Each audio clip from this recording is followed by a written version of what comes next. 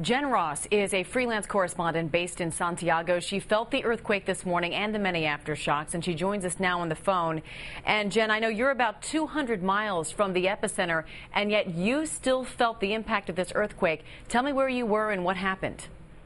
Yes, well, we live here in the capital in Santiago, and in fact, Santiago got about 7.5 hit on the Richter scale. The epicenter was further south in the city of Concepcion, where it was about 8.5. So it was quite strong in Santiago. We were asleep in bed. It hit at 3:34 in the morning, and of course, the bed started to shake. And tremors are quite usual. Santiago is a seismic city, so at first I thought it was just a tremor, and soon, my husband said, "Oh my God, it's an earthquake," and we could hear things falling in the living room, and so I ran out of the room to my daughter's room to pick her up, and we stood in the door frame, which is the sort of emergency plan that you're always taught about, and we've never had to use. So it was really scary at that point because you're in a door frame and the whole apartment is shaking, the walls are moving, the floor is moving, and you can hear things falling all around you. And everything is dark, of course, because the electricity went out. And yeah, it lasted quite a long time. In fact, for an earthquake, it was about 3 minutes of shaking. Wow. I can't even imagine what that must be like, living through those 3 minutes. It probably felt like 3 hours. And I know that daylight is just breaking there, but have you had a chance to assess any damage in and around where you live? Yes. The first thing we could see, because we have emergency lights in the apartment in case of something like this, is that there are some cracks in the walls in our apartment. And downstairs in the lobby, there are actual chunks of ceiling that have fallen onto the floor, and pieces, of course, cracks in the wall, but pieces of concrete.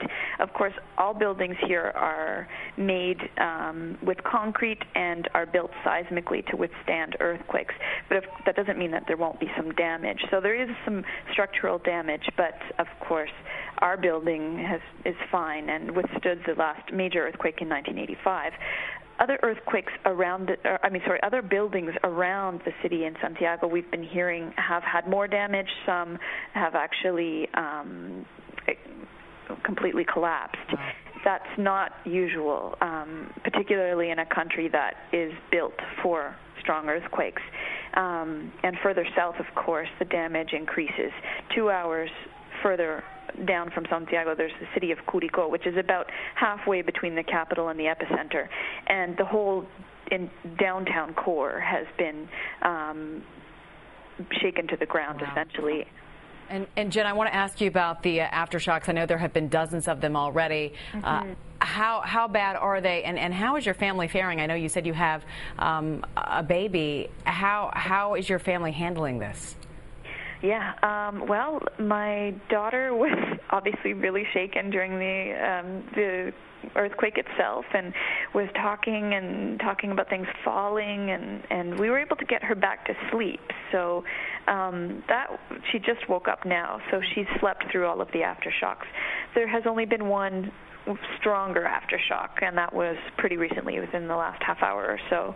And the rest of them, you kind of wait. You feel it's shaking, and we just say it's shaking, and look at each other to see if this is one where we actually have to make a dart for the door frame or for our daughter's room.